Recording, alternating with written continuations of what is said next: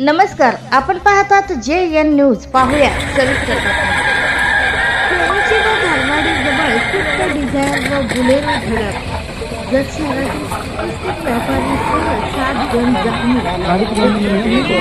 पुण्याची व धावडवाडीमध्ये Swift Dzire व बुलेरो यांच्यात झालेल्या समोरासमोर धडकेत एकूण 7 जण गंभीर जखमी झाले असून यामध्ये जत शहरातील व्यापारीसह 5 जण जखमी असून 2 जण कुंभार येथील आहेत.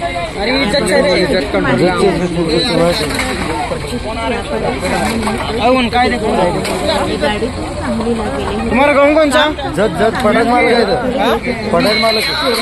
धावडवाडीमध्ये स्विफ्ट डिझायर व बुलेरो यांच्या समोरासमोर जोरदार धडक झाली.